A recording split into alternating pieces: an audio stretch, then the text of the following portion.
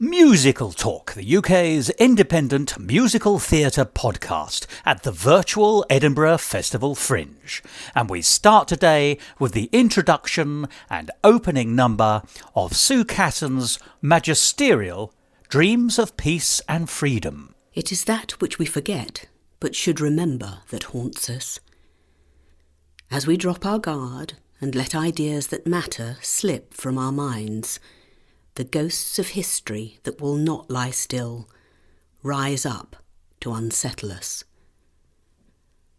This is a ghost story and an exorcism. The ghosts of 20th century fascism will not desist, nor their victims, nor, happily, the ghosts of those who rebuilt after the desolation. They will reawaken the memory, assuage the fear. David Maxwell Fyfe spoke these words in Brussels in 1947. Yet I'm haunted by some words from a song to which we used to listen in more carefree days. On fait de ces mots et simplement on les oubliait. Ne dis pas toujours qu'un amour c'est un blasphème. On ne sait jamais si désormais vraiment on aime. On fait des amants et simplement on les oublie. Ne dis pas toujours qu'en amour rien ne voulait.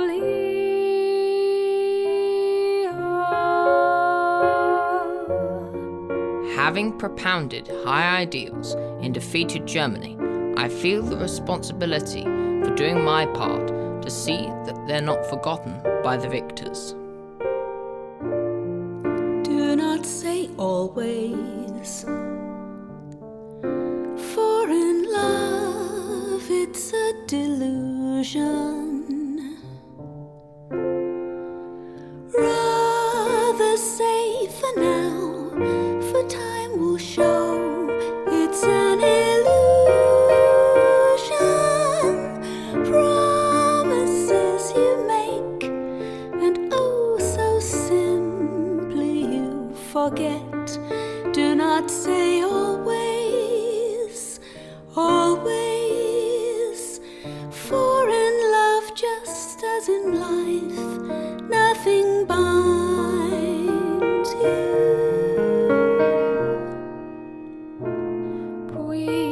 Ici-bas, tout cesse et tout laisse, même du bonheur on se laisse.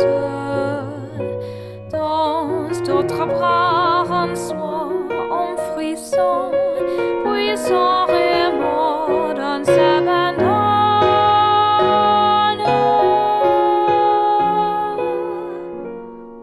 Do not say always, c'est un blasphème. rather say for now, for time will show it's an illusion. Promises you make, and oh so simply break them. Do not say always, dis pas toujours, always, car en amour nothing binds you.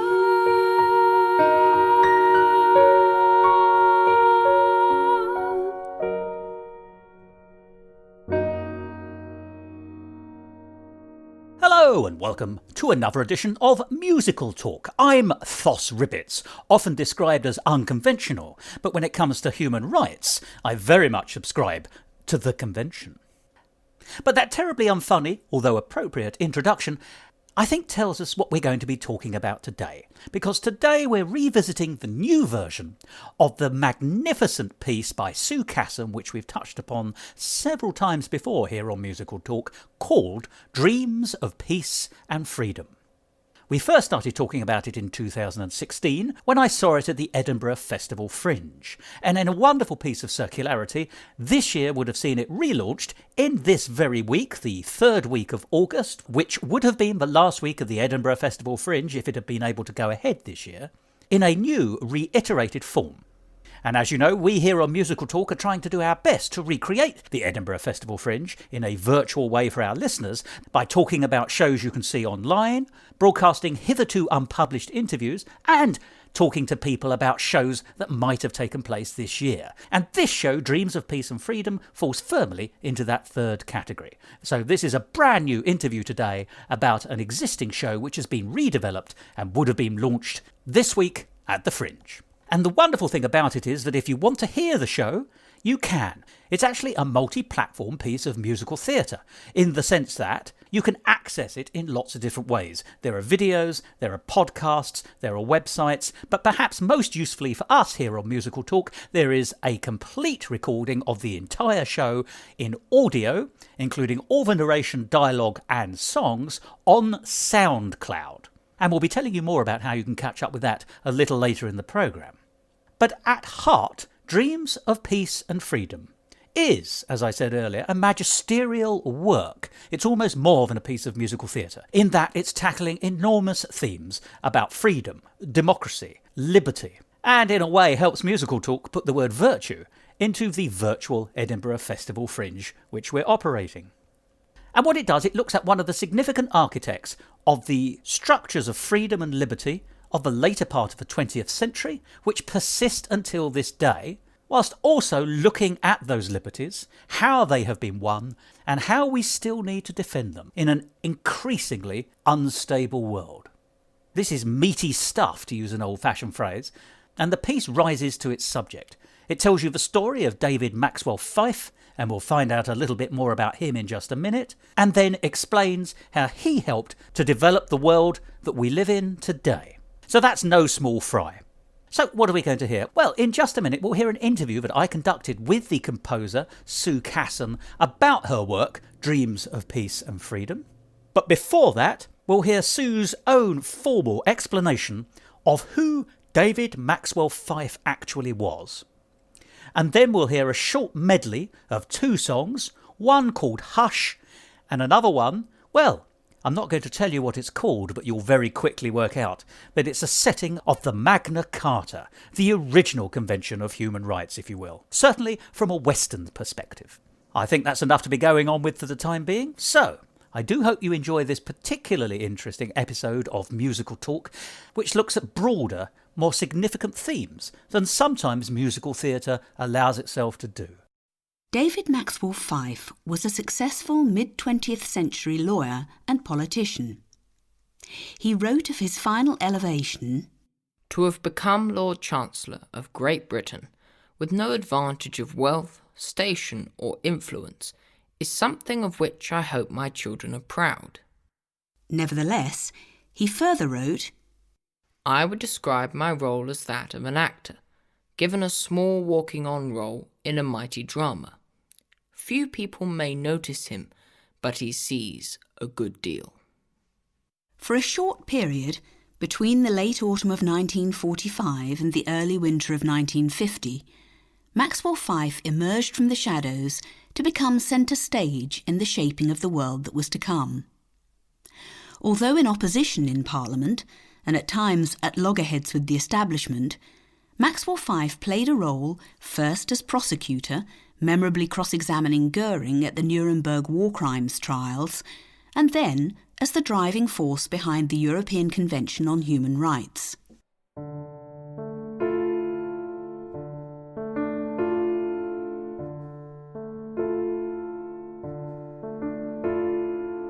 Hush, hush, time to be sleeping. Hush, hush, dreams come a-creeping, dreams of peace and of freedom. So smile in your sleep, bonny babe.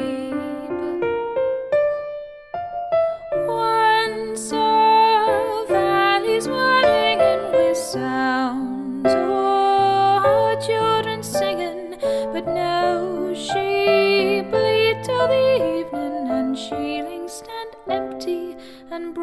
Buchan.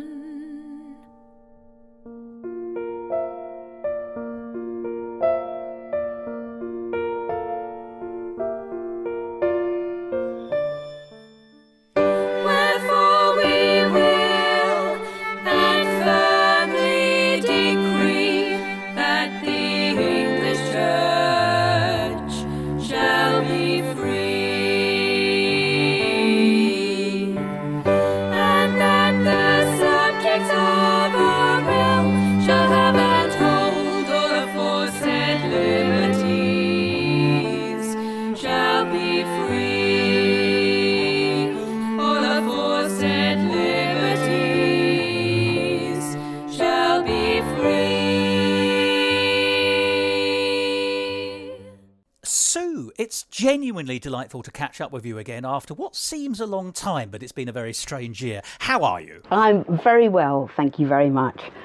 And very luckily so. We have to say that now, don't we? Because I do feel we live in very precarious times, but yes. Yeah, the world of greetings has changed. I think that's very fair, yes. It has, yes. But you haven't been sitting on your laurels during the period of, and past glories, I should say, whilst during the period of quarantine and lockdown, because August, in fact, in the next week, as we record this, sees the official launch of a reworked version of one of your great masterpieces, actually. I think I'm going to put my cards on the table immediately. This is Dreams of Peace and Freedom, which I've loved since I first saw it. It really is sort of transcending as a piece, thank you very as a much. written piece.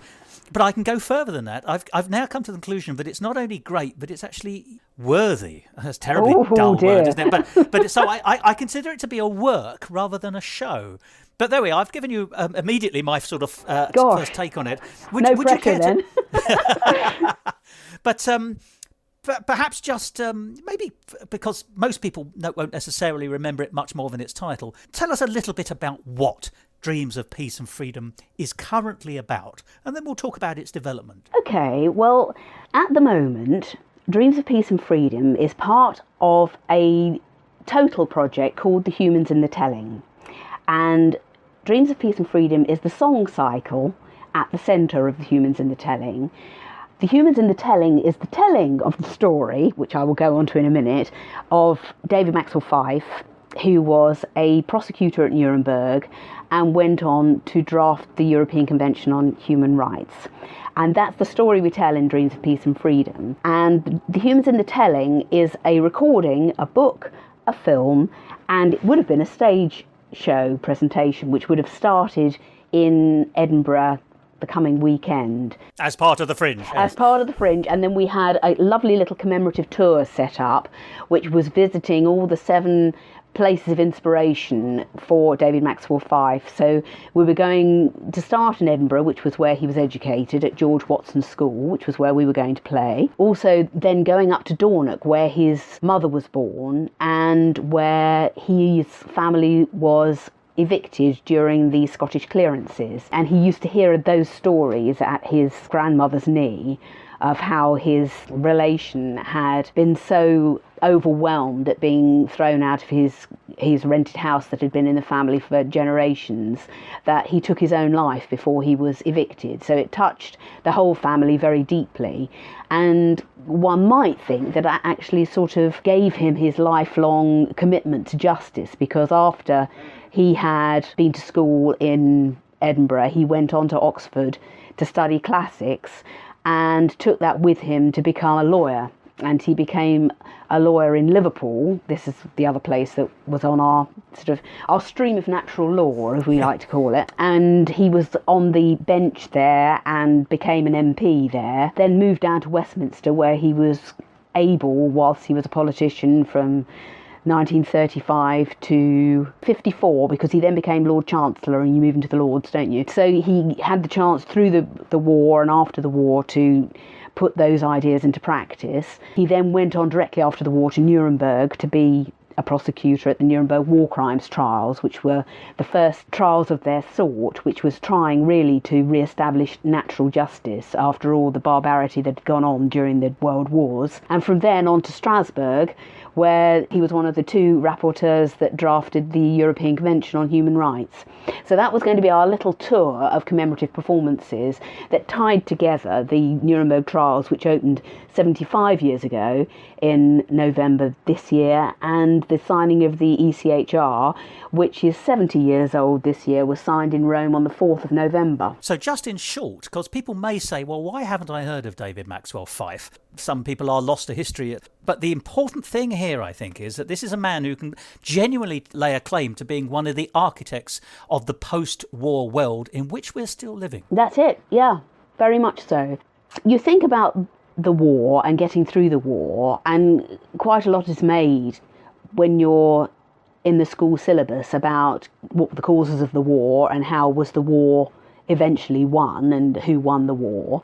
And then it kind of stops. And I think that the important thing really is to go a step beyond that and say, well, how did we get where we are today from that moment after VE Day, when everybody was celebrating that there was war no more, to making a society that was able to reconcile after those years of war and come together and go forward. And he was very much part of that. He was part of the coalition government before the war ended, and then of course the Labour Party got in directly after the war, but he was great friends with the Attorney General in the Labour government, Hartley Shawcross, who took on the responsibility of the Nuremberg trials, and that was why, because they were swapping Attorney Generalships, if you see what I mean. Hartley Shawcross asked David Maxwell Fyfe to lead the British prosecution in his absence in Nuremberg. In a sense, the political party affiliations are almost entirely irrelevant here. I think they are, yeah. It's actually because there were a whole group of people who had worked together in the war,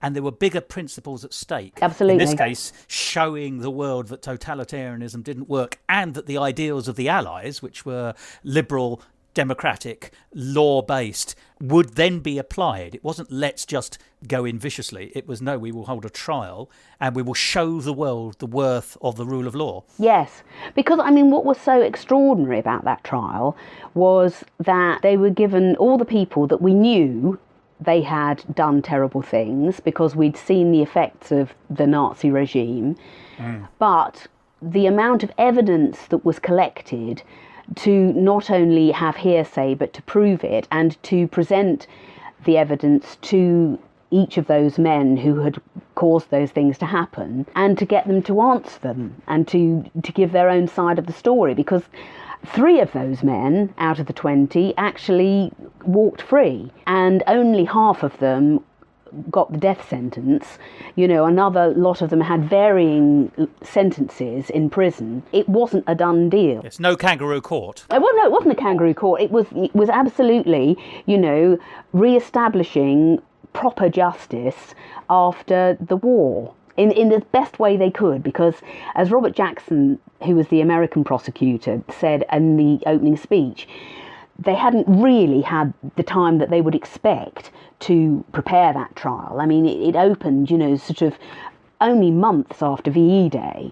So they had gone out and collected all the evidence that they could in the intervening time and got the suspects lined up, managed to contain the defendants. But then normally with a trial like that, you're doing an enormous amount of work to get the case together, and it all had to be sort of concertinaed into that few months to get it up by end of October, beginning of November. So, because obviously we've been talking about David Maxwell Fyfe's sort of involvement in the architecture, if you like, as it was being designed and built in the post-war environment, the immediate post-war environment, and then the sort of 5 years afterwards.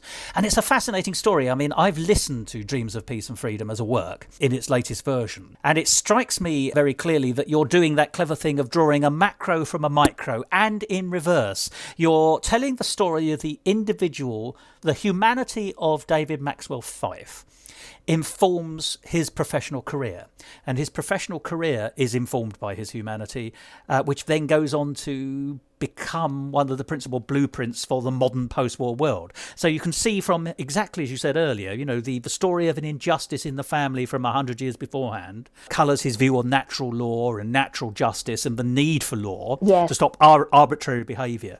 And then he practices that both on the bench and in a political environment. And that's, you know, we should never forget that law is infused through any government, attorney generals and lord chancellors and goodness knows what. And then, of course, in a post-war environment where that legal situation is writ larger again in a collaborative, what we would now call supranational environment of different nationalities who haven't necessarily got much in common as nations. You know, we're talking Russia, America, France and Britain for a start involved in this situation. Many others, of course, but, you know, those are in many ways the four major players who, you know, at that time philosophically were not necessarily seeing eye to eye, but were able to come together on this very important matter. And David Maxwell Fyfe's own personal beliefs and story is interwoven all the way through that. And we live in David Maxwell Fyfe's world in a way. I think that's the most important thing. So that's why I think this is such an important story, both as it illuminates him, but as he illuminates the world we're living in today through the funnel of time. Yeah.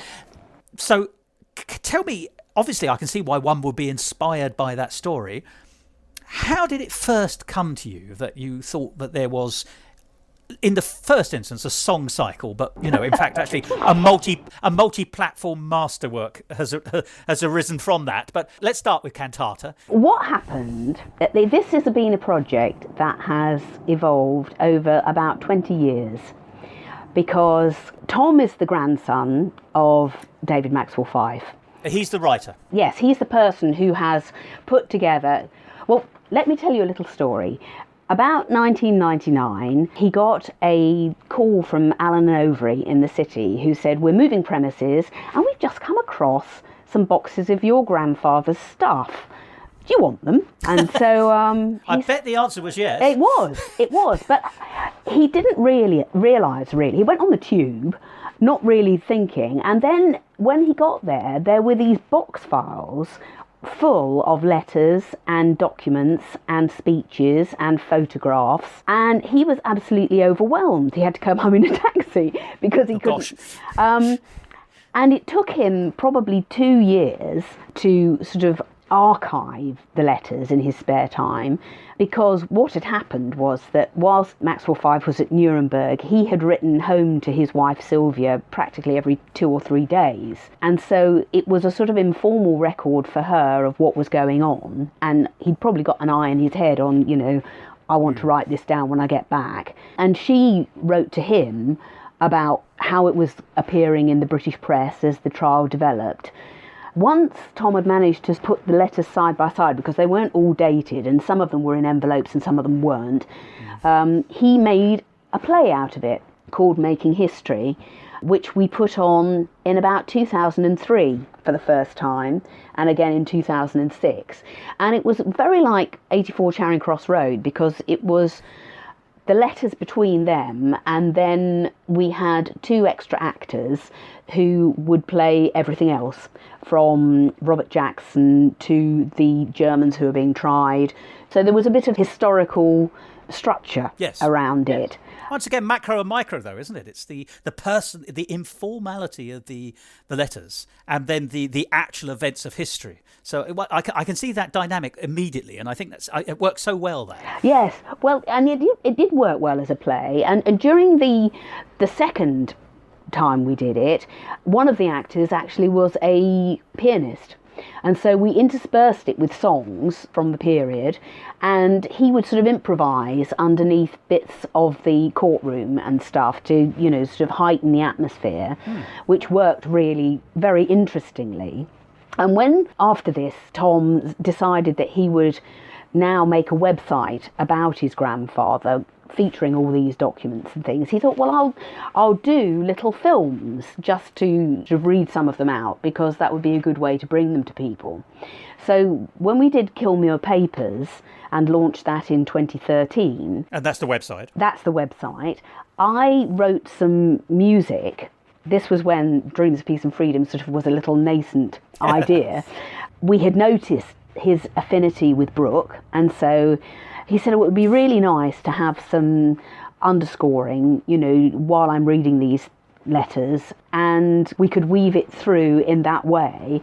And so Lily at that time was singing at Southwark Cathedral as part of their girls' choir, and we loved that sound of the girls' voices. I added another voice, so we had 3 voices rather than 2, but it was very much inspired by that lovely ethereal sound that we heard at Evensong every Monday and Thursday. So we set The Soldier, which was the Rupert Brooke poem that he quoted at the end of the closing at Nuremberg, which is the one that's coming up at the end of this month. And then we looked at the other 4 war sonnets and saw that some of the words that Maxwell Fyfe uses are ones that he's echoing from Brooke. You know, words like heritage and safety and peace, all these sort of idealised qualities that Brooke was believing he was fighting for in the First World War, that obviously struck a chord with Maxwell Fyfe. Well, once again, this is really interesting, isn't it? Because you're talking about qualities, virtues, Yes. a philosophy in a way of idealism, which was taken into the First World War with Rupert Brooke. Yes. And then you have the sort of the interwar years, and in a strange way, in a much more practical way, those are interfused, if such a word can be said to be created, fused or interwoven with Maxwell Fyfe's own philosophy to come out of the Second World War again. So it's an odd 2 World War synthesis of ideals. I find that sort of, you know, if you just look at that as a mechanistic diagram, actually, the materials go into the First World War, but they come out of the Second World War in a practical form. Yes. I mean, I think we've talked before about the way that many historians almost regard the First and Second World Wars as one big war with an intermission. Absolutely, yes, quite. For a lot of very good music and theatre, yes. And so I think that the way that the things that caused the causes of the First World War were not resolved between the wars, and it was only after the Second World War that they had any chance of resolving them or felt that they had a clean slate to try to. Yes, it's almost as though the sort of, and I don't mean this in an economic sense, but the laissez-faire approach of everything will be better now we've had the First World War, the slightly naive, things will just get better of their own accord. Yes. The Second World War really showed that no, you need design. You need structures, you need sanctions. Communication. Yes, exactly. You need to talk to one another about, why you got so irritated in the first place, how it got to this, really. Which is why the United Nations, which is also a creation of that period, is not like the League of Nations. Yes, yeah. So you've had this sort of nascent idea. I think we're at about 2013, where you've been writing this sort of, if you like, underscore for atmosphere purposes. Yes. But there's a leap from that into tangible songs. And I think you were saying that Rupert Brooke, if you like, is the sort of, at least the lyrical godfather of the piece. Yes. Well, for the website, I wrote 5 songs that threaded underneath. They were mostly Rupert Brooke, except we also set a James Logie Robertson poem that Norman Burkitt, who was one of the judges at Nuremberg, had earmarked for David Maxwell Fyfe. He bought him a book at the end of the trials as a sort of token, of his work, and wrote a very sweet letter alongside it saying, I've tried very hard to get this book. It was a book that was called The Northern Muse. It was a selection of Scottish poetry by John Buchan, and he knew how much poetry meant to Maxwell Fyfe. And there was a particular poem in it about renewal and about how nature renews itself. The leaves come off the trees and then the next spring they all come back on. It's called Non Semper Imbres, and it translates as not always raining. And so that seemed a very good, sort of a part of his Scottishness to set it, but also part of that impulse to renew and to rebuild. And so that also was part of the things that I set the first time round. And those songs were sung by members of the Southwark Choir at the launch of Kilmuir Papers in St Matthew's Church in Westminster to sort of facilitate the story being told round it. Robert read excerpts that Tom had chosen through it to sort of move the story along, and it went down really well that I was reluctant to leave it there, and I thought there's something in this actually. I think we could make it go further. And so the next summer, we took an extended version up to Edinburgh, which I believe is when you saw it. I think so, in Lutton Place. That's right, yeah. The church with the impressive spire. And I just briefly need to intervene here because I was transported, and I use that word. I sat in, it was in a church, and yet I think the term I used at the time was it was like a secular hymn. Yes, you did, I found yeah. it incredibly moving. I found it incredibly humane. I think humanity is the thing that is the golden thread throughout the whole thing. It's a very positive view of what man, in the broadest sense, mankind, humankind, yes. can be and should aspire to be. It's the romantic, the optimist over the cynic, isn't it? There's that dynamic all the way through his Maxwell Fyfe's own thoughts. But I got that very strongly. And doing it in a church, ironically, although it is essentially a secular world view, it may be infused by Christian virtues, etc., but it's essentially, how can we, the people, make things better for the people? Yeah. But doing it in a church gave you also the kind of the sense, and I'm not saying it was the church that did it, but the church certainly did no harm in underlying that sense of secular hymn cycle. Which, interestingly, I still got when I listened to the newest version only earlier today. I still found there was a kind of there's a kind of glory in it, if that makes sense. Yeah, well, that's a lovely thing. Yes, that's a lovely thing to say about it. It is hoping, I think, to transcend. At various points in the last 5 years, we've thought, well, should we go out on the road and just protest about what's going on with the Remain and Leave debate? The prevailing political context, yes. Yeah, yes, and sort of just show what we're throwing away, really. And every time we talked about it, my reservation was, this is not a protest piece. It's not fist pumping and it's not shouty. No. It's actually, you need people to sit and listen. But if you can get people to sit and listen, I hope it will change their minds through the sheer peace and tranquility of it. And that's can be powerful, but you have to let it in.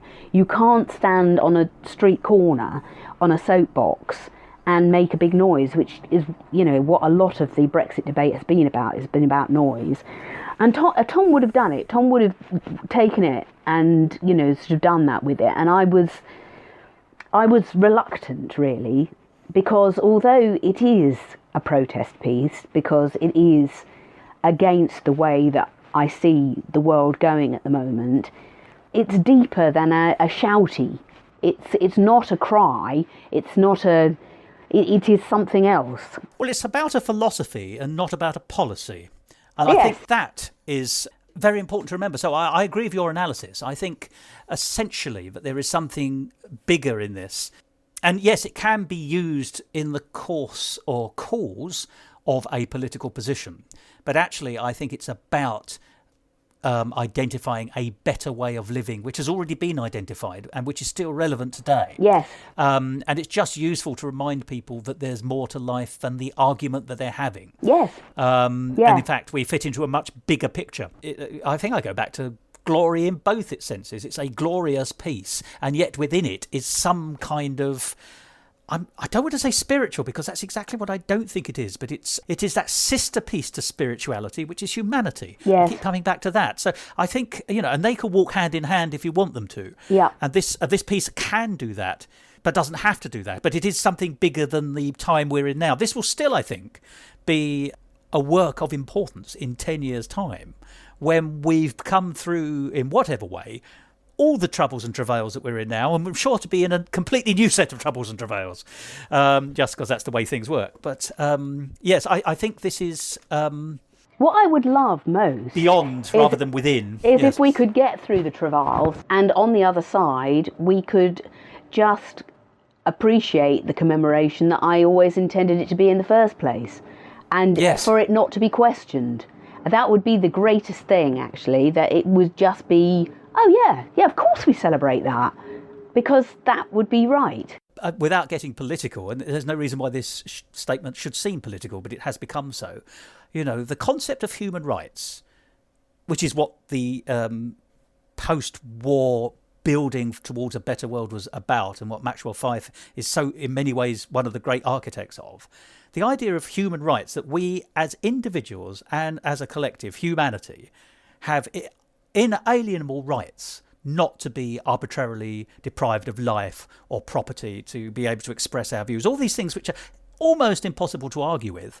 But it seems so strange that there are people who will argue with it, but also, you know, they're so totemic. If you boil it, the word, you know, the phrase human rights seems to have become dusty and tarnished, but the actual rights within that heading are, and should be, and I think still are in many cases, revered in the same way that the National Health Service is here. Yeah, I think that somebody said to me once, the problem with human rights is that one man's human rights infringes another man's.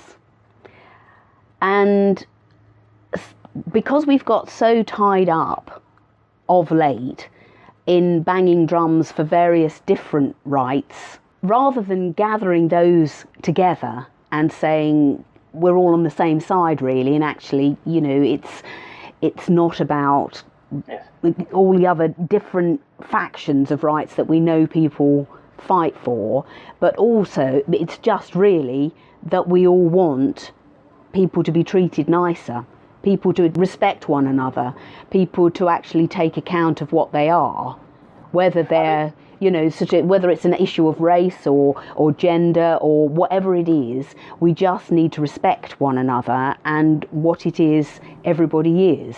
Well, it boils down very nicely to the title of the piece, in fact, because we all have dreams of peace and freedom. You'll have to go a long way to find someone who doesn't believe in peace and doesn't believe in freedom. And if they don't, then they're bad actors, as it were. Yes. So I would like, if at all possible, to take us back to the 2014 version, which is the one I saw. Yes. Well, no, if only because I saw it and loved it then. Yes. I mean, obviously the problem is it's a very big subject, isn't it? And we're never going to be able to do justice to the wider storytelling context of this. But in 2014, it was great. And here we are in 2020, and it's still great, but it is different. It's expanded. It's got a slightly different emphasis. It's more, to me, it feels almost as though it has a broader scope. Oh, good. And there are some things I adore. I mean, let's get down to some of the nitty-gritties then. Well, no, before we get on to the nitty-gritty, what was the move between 2014 and 2020? It was incremental, really, because 2014, if you remember, we'd set a part of the Magna Carta to sort of flag up the interest in natural justice that Maxwell Fyfe had, and fortuitously he had addressed the American Bar Association in 1957 when they came over to unveil the Magna Carta monument in Runnymede, and so we interspersed his words running through the music to sort of make that piece. And the next year was, of course, Magna Carta 800, and it was interesting during that year that we thought, well, we've set the Magna Carta.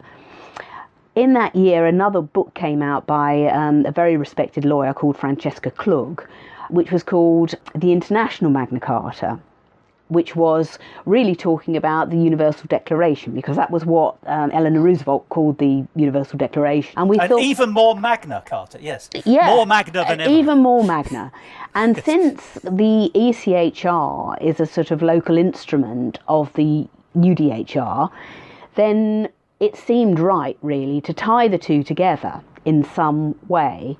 And Tom set it as a challenge, really. What can you do with this? And he found online, this is the other thing that has fed into our project enormously, is the availability of documents, because I've told you about the cartons of documents that he had from Maxwell Fyfe, but we became aware of bits that were missing, and some of them were at Kew in the National Archive, and some of them have sort of just been put online, you know. Absorbed into wider collections. Yeah, and so he found online David Maxwell Fyfe's preamble to the ECHR, which wasn't ever used, but was what he thought should sort of set the tone for it. Oh, once again, a philosophical statement in a way. Yeah, and so that was what I set as a as a descant really to the Magna Carta, so that musically we were tying the two things together, that we've got the echo of this is the Magna Carta, but it's the modern version, and look how it's sort of developed and things, and how the one feeds into the other. And they became the bookends of the show. And then we had resisted very much having something in it that wasn't original, but it became, we took the name Dreams of Peace and Freedom from Jim McLean's setting of the Misty Mountains, which is a traditional tune, which is all about the Highland clearances. And in a show that we did in 2017, we were sort of thinking of a way to introduce more of David Maxwell Fyfe into the show and to tell that side of his story, which we'd got to know more about. And so we did a setting of that with parts of the Napier Commission, which detailed what had happened to his great uncle. I'm not very good on that, but this is what you were talking about earlier. The one I was talking about earlier, because of eviction. So it sort of told the story really of how his ancestor had gone to Mignale Mill and taken it on a long lease, and it had been a lifetime's lease that was then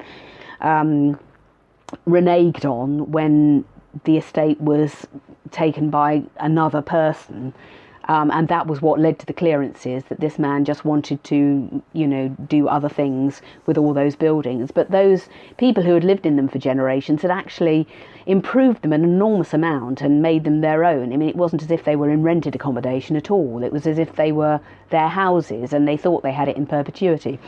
So that's the story that runs through Jim McLean's very moving words of Dreams of Peace and Freedom, because it's a very personal story set against that wider story of the clearances. And so I thought, well, I can arrange it in such a way as it's my arrangement, which is what I've done, and which I think makes it part of the piece.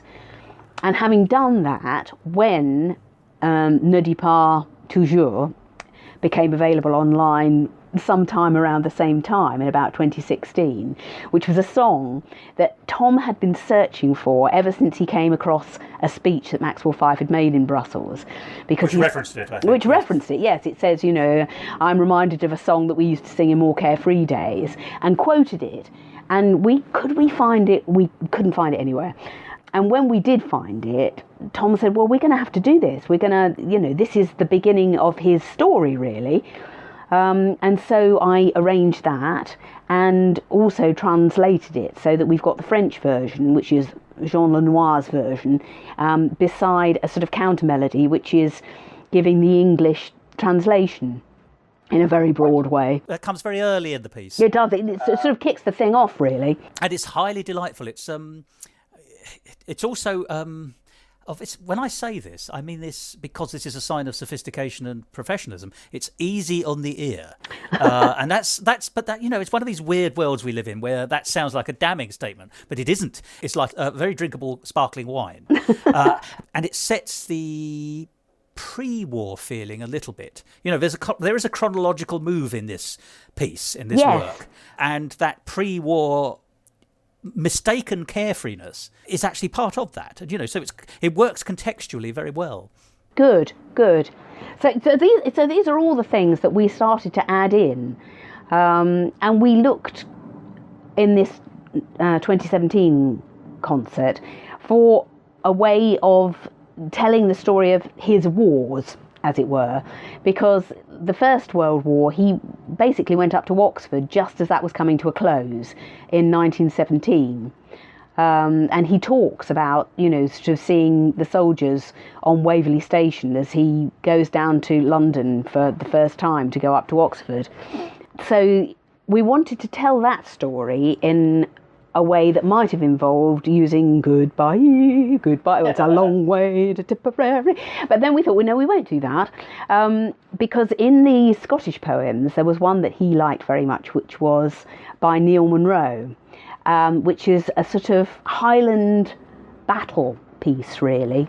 And so I changed it into a folk song and just made it an a cappella folk song that a friend of ours sang for us, Andrew Bolton, and we sort of Harry Laudered it a bit to make it sound more atmospheric. And in the latest recording that we've got a fiddler over the top. So I think we'd still play it into a performance with Andrew singing it, but we'd have the fiddler live. That's what would have happened, I think, if we'd been in Edinburgh this week. You've just stunned me ever so slightly, because Oh, there are... sorry. Well, no, in the sense that within the recorded work as it stands at the moment, there are some bits and pieces which sound like authentic recordings, and one or two of them presumably are. But there was a piece which I thought, oh, I've been clever, I've spotted Harry Lauder. And it turns out that I haven't. Oh, you thought it was Harry Lauder? I did genuinely think it was Harry Lauder. That's brilliant. It's got that kind of Glasgow Belongs to Me kind of feel. I can imagine that song having been sung by Harry Lauder in a musical. Yes. It had that, it had 1925 or 1920 all over it. I don't know. It was just, I genuinely thought that was a rare recording. I was wondering how you'd got the copyright. Oh, fantastic. Now I know. To be honest, this is one of the great things about it, because it's one of the many great things about this piece is, as I say, it reflects a period of time. You can hear the development of Maxwell Fyfe, but also you can hear the story of the first 50 years of the 20th century as well. And there are a few sort of throwaway names which are there for those who want them. So, for example, you've already mentioned John Buchan, who's most famous for the 39 Steps, but he collected the book. He collected the poetry for the book that was the presentation book at the end. Maxwell Fyfe himself describes an innovation of his as being a bit like the Western Brothers. That's right, yeah. Who are a sort of drawling a music hall act of the 1930s, 40s and 50s in particular, who used to start their performances with "Hello, Cads." I'm a great fan of the Western Brothers. So when that sort of, I unbelievably am. So when that came up, I was genuinely delighted to hear this really important man of the 20th century making reference to a relatively well-known double act of the period. Yes.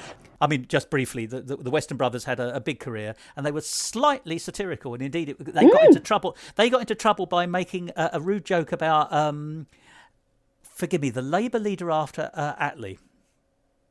Hugh Gateskill. They made a rude joke about Gateskill's wife in the early 50s and were banned from the airwaves in exactly the same way Kenny Everett was about 15 years later. Anyway, we digress, I'm afraid. But, yes. So, I like those little sort of music, and the Harry Lauder sounding record. So there's a lot of the culture of the period all the way through it, and indeed your French song at the beginning.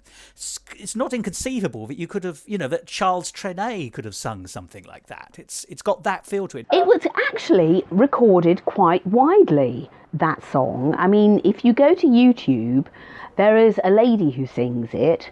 With Jean Lenoir's band, but there are several other different versions of it, which is quite, it's totally unknown today.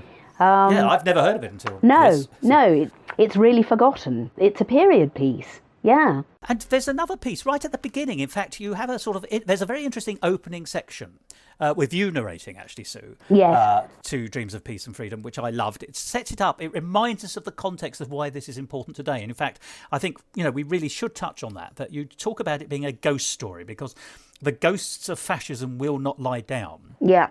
But the people who defeated fascism and built the world to remove fascism, their ghosts also won't lie down. And That's in a way, this is the story of that continued fight against repression and tyranny. Yes.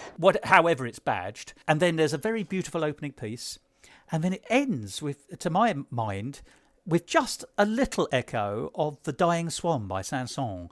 There's a little it has a very French, delicate, I don't have the musical terms for it, but it just seems to have that feel at the very end, which gives it a slight sense of concern. There's a beautiful sense that unless we wake up to the importance of what Maxwell Fyfe and his peers were saying and trying to do and created in doing, but have been sort of forgotten about, and the philosophy behind it forgotten about, then we could fall back into the ghosts of fascism will rise again. There's another piece. I'm sorry, I'm leaping about the piece, but these are the things that came to me. There's another one where all will be well, and yet it keeps finishing on a bum note, as it were. There's a kind of discord every time. There's an attempt to finish it, which is basically don't get complacent. You can't say all will be well, which flips back to the beginning of the piece where the French song we were talking about It's all about don't say forever, say for now. Everything is transient. Yes. And if you want to keep it, you have to keep it alive. And you have to work at it. There's this, once again, these beautiful flavours which are ticked off all the way through in tiny little bits here and there. And you can put them together and suddenly you realise that you've got this beautiful tapestry in front of you. Or that's the way I see it, at least. I mean, I'm sure that's deliberate, but those little musical points I've identified presumably were in your thinking as you were building a Well, kind I'm of very interconnected pleased that you platform. picked up on the Dying Swan, actually. That's very perspicacious of you, because I did... Say more, you're wonderful. I did have the Dying Swan in my head when I did that ending, because I was, funnily enough, I was sort of thinking of it and how very often, that sort of fall that you get at the end of the Dying Swan just sort of goes to nothing, doesn't it? And I thought, that's how I want this to finish, just sort of that falling feeling. And Beautiful and sad. Yeah. Gosh, well, thank you for confirming that. But that's when I say this rich tapestry. I think that's what I got all the way through it in this iteration, which is broader and as you said yourself, the change from the 2016 version to this is the inclusion. It's more Maxwell Fyfe. It is, and it's really to try and answer the question that you asked me at the beginning. Because David Maxwell Fyfe, who he, is a very common question and very much, rather like Jean Lenoir and his song, nobody knows who he is now. And in fact, where people mention him at all, it's not in the way that you would hope, because there are sort of things that happened when he was Home Secretary that have not contributed to his legacy, and in fact almost are the bum side of the coin that stop this bit of his legacy being told. Isn't that strange? But this is the reality between, everyone wants to be a statesman, but everyone's actually a politician. And whilst you won't be able to find anyone who's always been perfect and pure all the way through, you can always find something. Yeah, I know. And you have to take the person as the whole. And it's amazing what sort of sticks. And what Tom always says is that Maxwell Fyfe died comparatively young, because Tom was only 6 when he died, so he didn't really know his grandfather at all. And whereas many statesmen have a chance to write their memoirs and look back on what they've done and reflect on it and say, well, maybe I wouldn't have done that, and he never got the chance to do that. So yes. in a way, I think Tom is sort of picking up his legacy and saying, well, this is what he might have written about if he'd still been around or had lived that little bit longer. And yet, it's the most amazing thing that, yes, you're right, that it needs to be done. And it's sad that he's not well known in a better way. But you just think, once taking it back to the story, taking us back to the work, it's Maxwell Fyfe and how his personal humanity and philosophy, I'm repeating myself in a way, but I think it bears repeating, helped design the latter half of the 20th century and what came beyond, i.e. the modern world in which we live. And his world is my world and is your world and is the world of most of the listeners who are listening into this episode. The things that we sort of take for granted, and indeed that is the problem, I think, that the legacy is so successful, has become so... ingrained. Yeah, it's become ingrained, and therefore it's being taken for granted. Yes. The moment something becomes taken for granted, it becomes endangered. Yeah. And we are living in a world now where there are agents, bad actors, who would dismantle the basic freedoms that we take for granted, whether you describe them as human rights or democratic freedoms, whatever we call them. An egregious example will be what's happening in Russia under Mr. Putin. Yes. That actually democratic rights are being peeled away very quickly, and there are very few safeguards. It's not like that here, I'm pleased to say, but there's very little stopping it being like that if we forget. Yes. And that is such an important thing.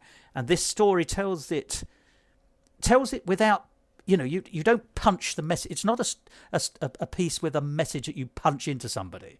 It's beautifully done. And I think every listener will have to come to their own conclusions about what's being offered up. But I think it's almost irrefutable what's being suggested. But there will be people who refute it, who dislike it. It gets under some people's skin. And this was what started to become clear in 2015, that we went to Dimmock, where they have a sort of celebration of the poets of Dimmock, of whom Rupert Brooke was one, and Ivor Gurney was another, and there were a whole set of them. And I had got in touch with the organisers saying, well, look, we've done something with Rupert Brooke's poems that's rather interesting here.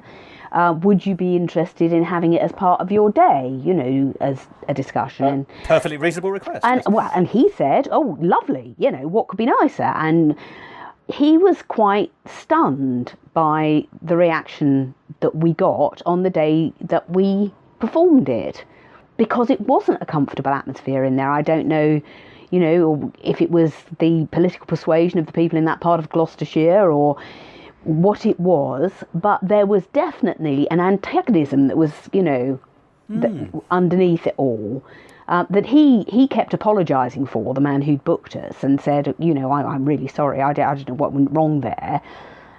But I think it was just a sort of sign that strong feelings were bubbling up around that time, that hadn't yet been given an outlet, and it was the first time that we'd come into contact with them face to face, as it were. And yet the flip side of that is they must have engaged with the piece to dislike it. Well, they certainly sat there and listened to it. Yeah, they didn't talk, or, you know, I mean, it was meant to be there over coffee, so it was just meant to be something that was going on in the background. And I thought... Sorry, from Rupert Brooke to Brooke Brond, is that what you're saying? It was something very like that, yeah. And they couldn't do that. They wanted to listen, which was good. That was nice. So there was obviously something arresting about it for them. And then some of them took issue with it. Do you mind my asking, how did that come across? Did actually anyone come up to you afterwards and say, I don't agree with you? Or was it just there was a kind of feeling? Somebody did come up to us and said, are you a religious movement? As if it was, you know, it had that fervency about it, that we were preaching something that she didn't agree with. But I don't think it's preachy at all. But I do accept that it has that kind of, as I've said before, the secular hymn. So I can sort of understand why it draws perhaps from... It feels perhaps religious in some senses. Yes. It's so interesting to explore this. It's a feeling you get in a room, isn't it? Because it was lunchtime, so there wasn't the comforting mask that you have in the theatre where the lights go down. I could look at people's faces while they were listening, and strangely enough, Jessica, who was singing with us on that day, said she'd never sung in such a hostile environment. I mean, she was literally just standing on the stage, but obviously she was less protected because I was sitting at the piano and I could, you know, not look up all the time. So that is all I can say, really. Nobody threw rotten tomatoes or, you know, started getting up and walking out or slow hand clapping.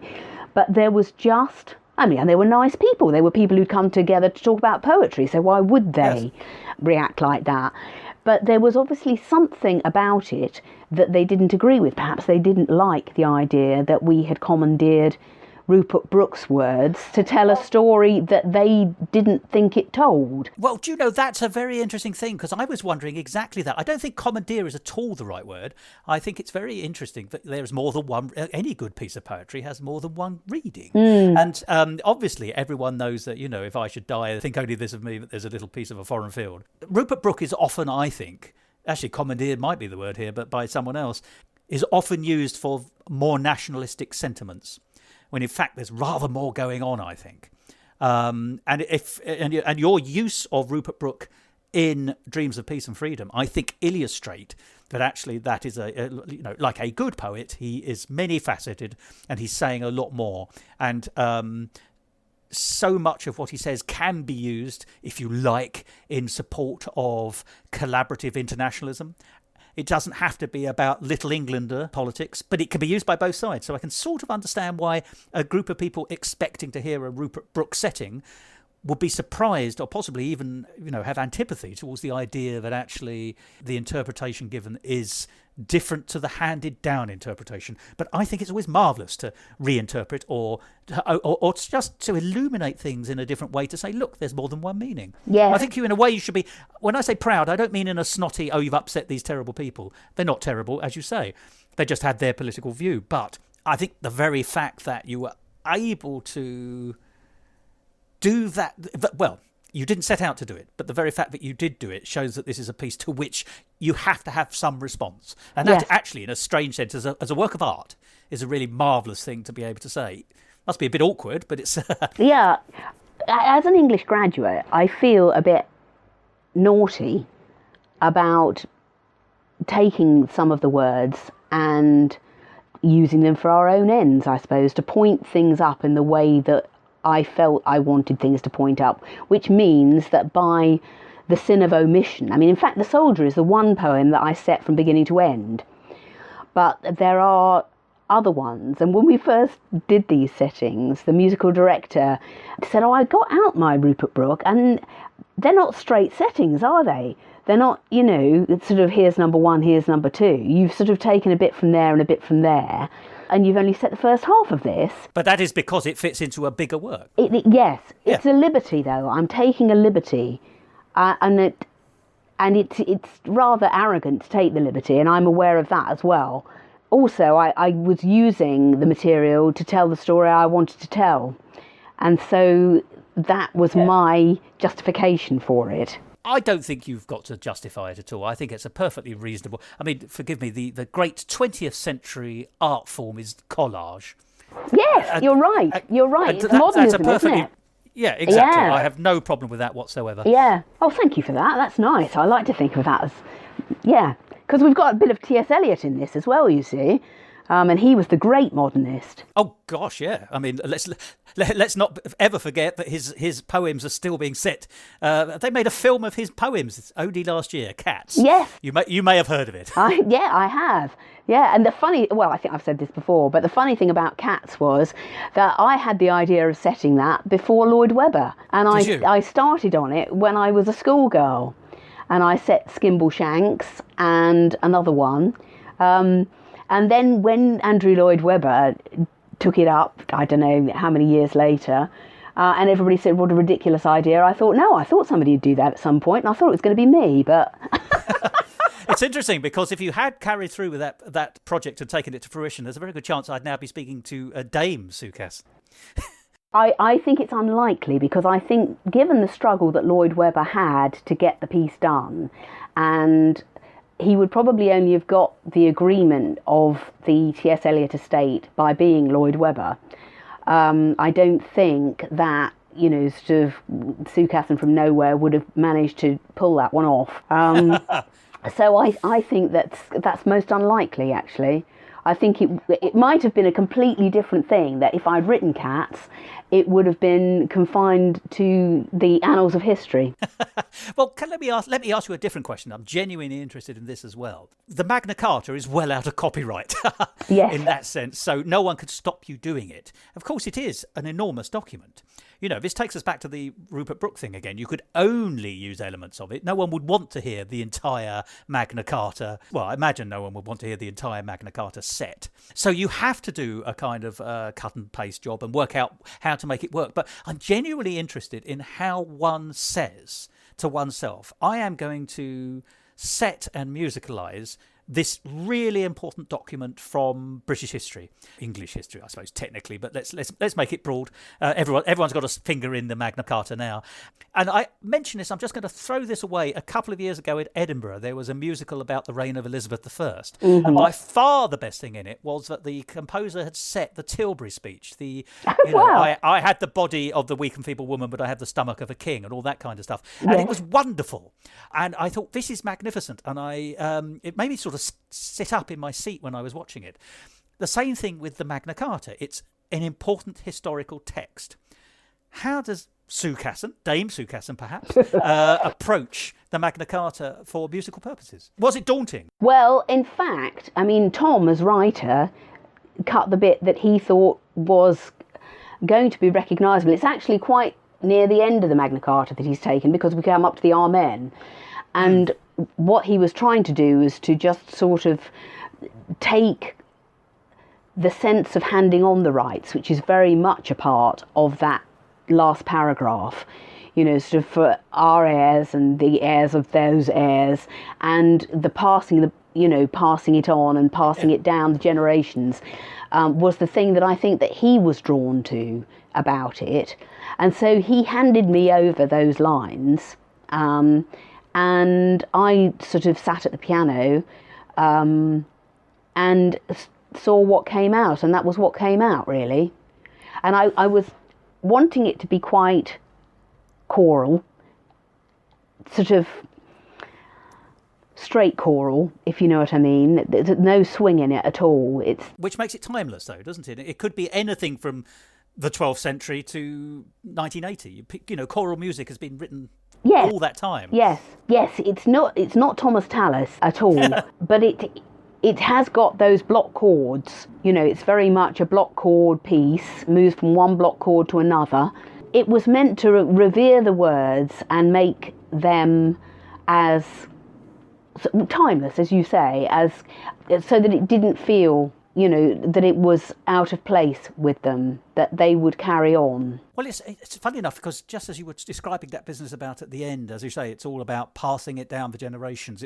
It's about being, if you like, what we're hearing are the words of the trustees of the rights which have been granted. Yes. And that story is reflected already in the Scottish enclosure story, which we've touched on already, which is such an important part of Maxwell Fyfe's life. So it has those resonances immediately. That's very good. But the other thing about being a trustee, of course, is that it's about protection. Yes. And if this piece is about anything, it's about continuing to protect the rights of humans, human rights, but, you know, if that people don't want to use that phrase, that's fine. But the freedoms, the democratic support and freedoms, the freedom and the peace that we have been granted by our history needs ongoing trusteeship. And that means protection. It isn't just automatic. No. It needs to be defended. What Maxwell Fyfe described it as when he was working on the European Convention was that it was a simple and safe insurance policy. That if things went wrong, then you could,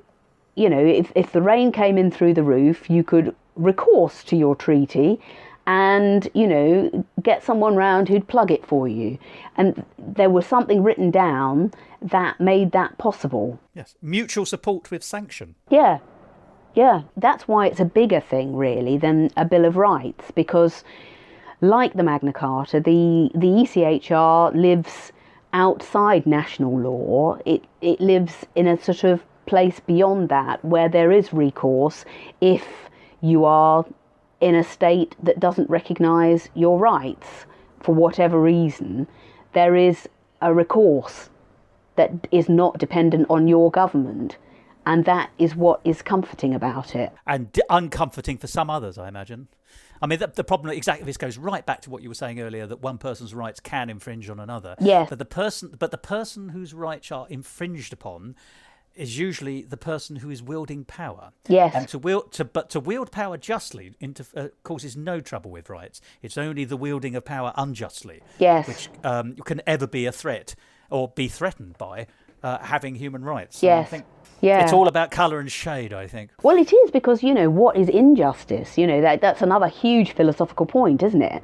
You know, how far do you carry that sense of what is injustice? And when people are worried about the role of the European Court and how much power it's given to people that they see should not have had that much protection, that's when the injustice becomes shadier, perhaps. You know, how far should people be allowed to ostensibly damage things or to speak their mind in a damaging, inflammatory way and still be protected? And that's a very, very fine line. I can see why people would have a problem with that.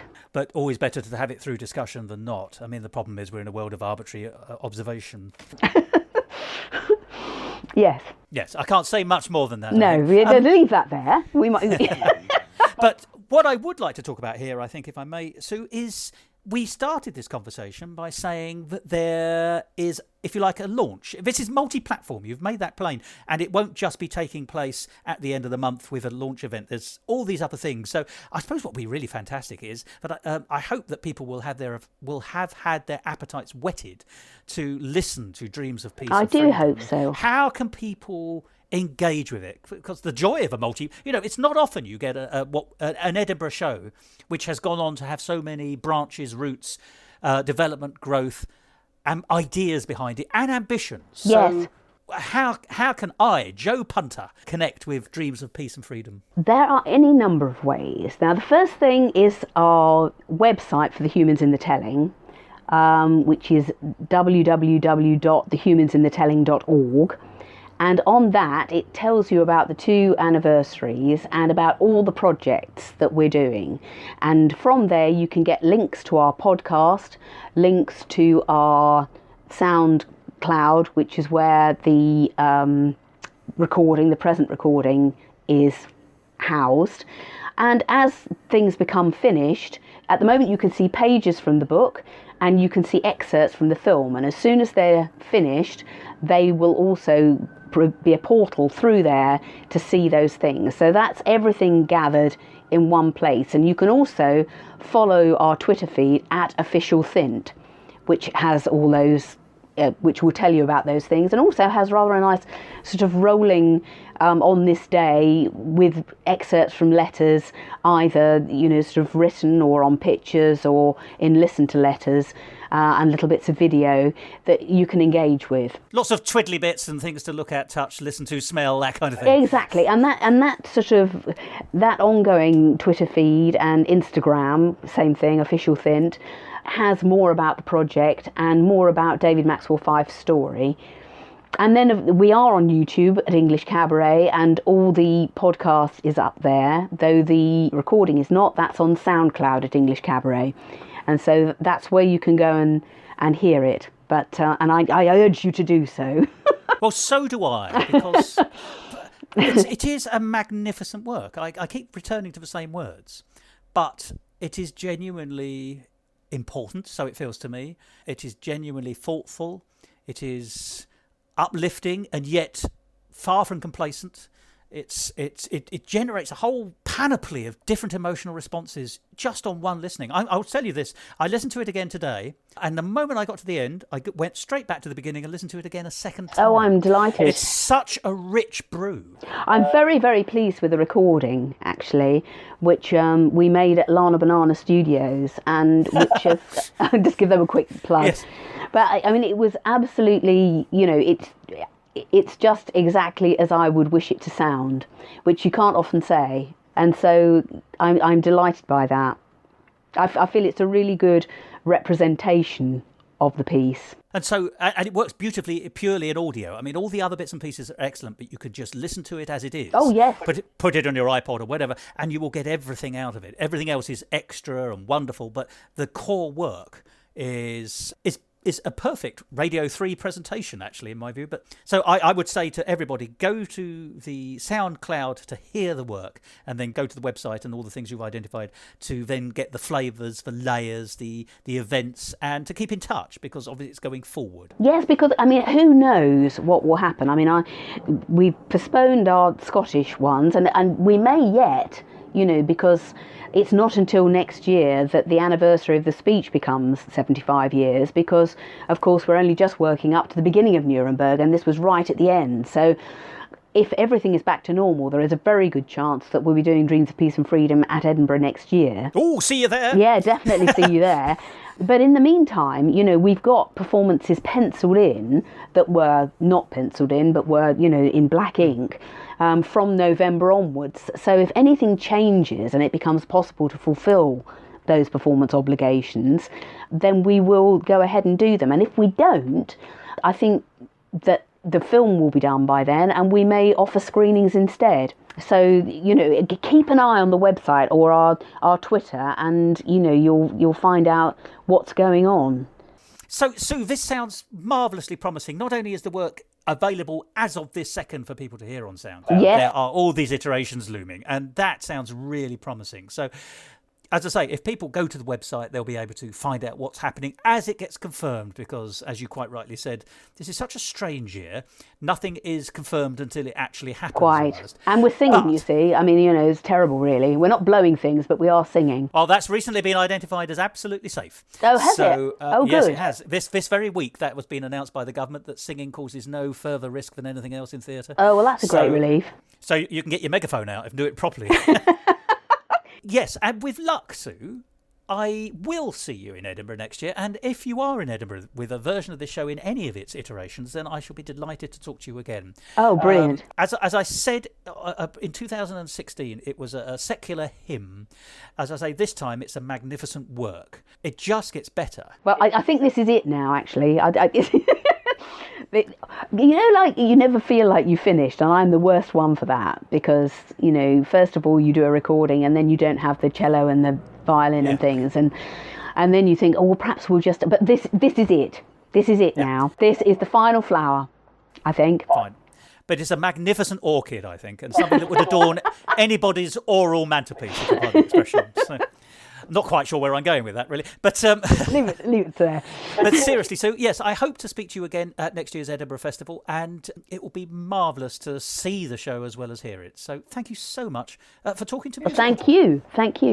Yet there is a doctrine which has, for various reasons, become a little dusty and old-fashioned in recent years, and which I myself should like to see restored to the position that it used to occupy. I refer to the doctrine of the law of nature. You may throw out nature with a pitchfork, said a Latin poet, who was also a good gardener, but she will always come back.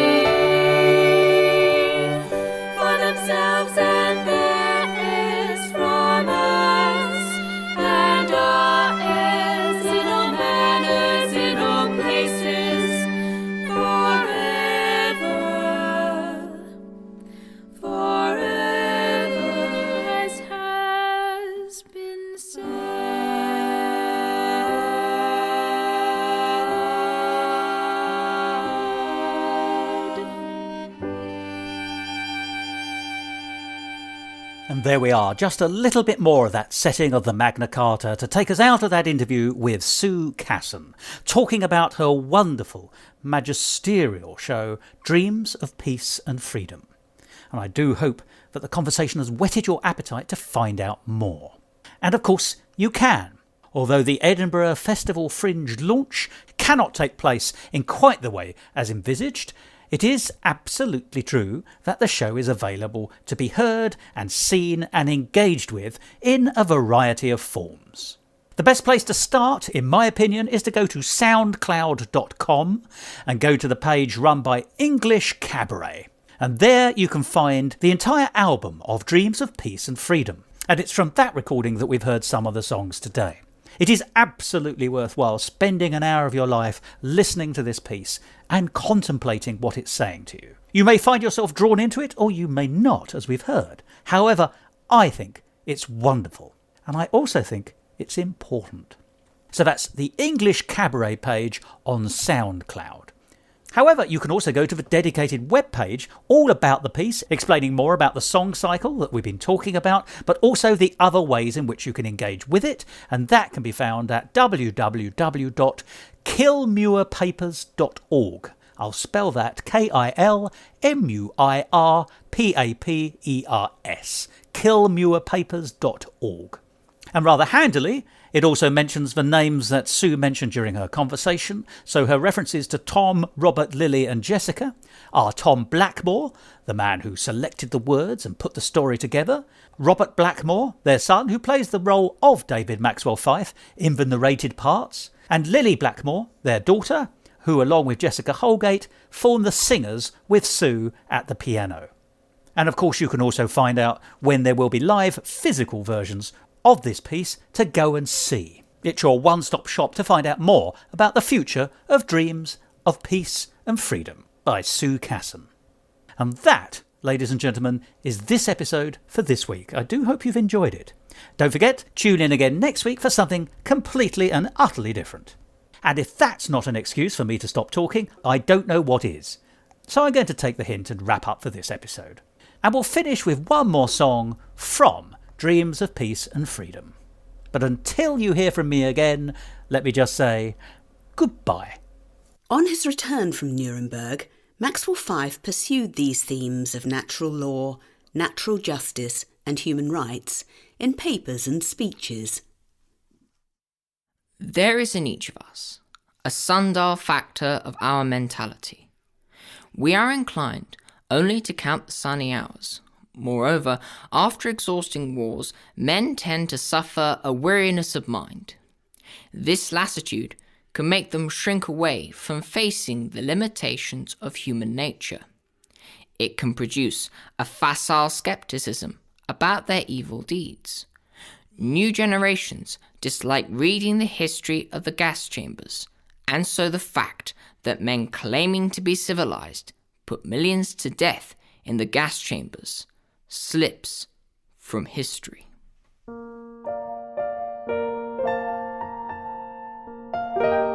Most people approach the subject of war crimes trials fundamentally either as a cynic or an idealist. This is, I think, because in essence the case for or against trying war criminals depends on that controversial subject which has become succinctly known as human rights. Your cynic says, human rights? There are none. Your idealist, however, takes the view that there are certain rights and freedoms, not created by lawyers, but to which mankind as such is heir, and which cannot be alienated. It is a conception akin to the idea of the law of nature, which has had such a wide influence on relationships in past centuries, although now somewhat outmoded. The idea of fundamental human rights is one in which I firmly believe. We have found safety with all things undying, the winds and morning, tears of men and mirth, the deep night, birds singing and clouds flying, and sleep and freedom and the autumnal earth. We have found safety. We have found safety. That's not for time's safety. That's not for time's throwing. We have found safety. Blessed security. Who is so safe as we?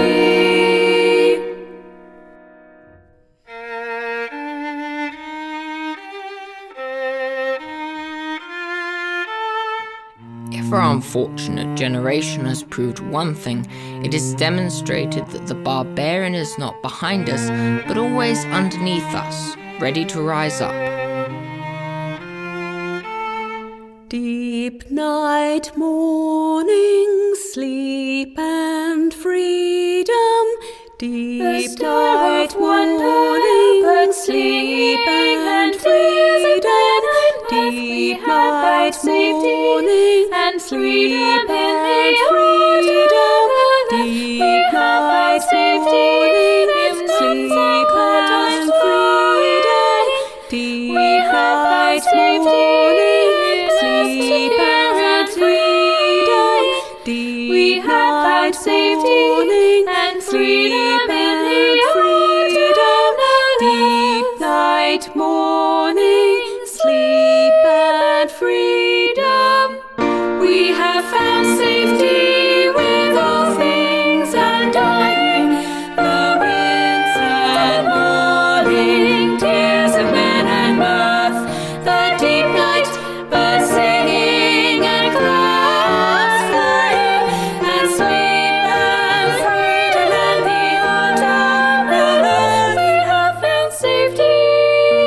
We have found safety. That's not for time's safety. It's not for time's throwing. We have found safety. Blessed security. Who is so safe as we? Who is so safe as we? This episode of Musical Talk edited and presented by Thos Ribbits. copyright Musical Talk 2020, except for the songs, where the copyright remains with the creators. And my enormous thanks go to Sue Casson for allowing me to play her songs in this episode. To find out more about the world of Musical Talk and listen to past episodes, go along to our website www.musicaltalk.co.uk or subscribe to us on iTunes and follow us on Facebook, Instagram and Twitter. And if you want to follow me on Twitter, you can, at MusicalTalkThos. It's because of the way that Andrew Lloyd Webber did it that it has become the thing that it's become. I think that... Hello, Sue, you've disappeared. Oh no. Hello? Hello, can you hear me? Can you hear me? Oh, I don't know if you can hear me. I can hear you. Oh, you're back on. Right, splendid. I'm here again. Oh yeah, dear. you're back again. You just got up to, I just said you were going to be Dame, and then you were about to say something, and I didn't get anything from then. Yeah, You're not going to use all of this, are you? Because I will edit it a little bit, but you must good, edit it because stuff. we've gone on, haven't we? I mean, it's absolutely fascinating, and it's so wonderful that you home in on things, and then you sort of talk too much. But nobody's going to be able to listen to all of that, are they? You be surprised.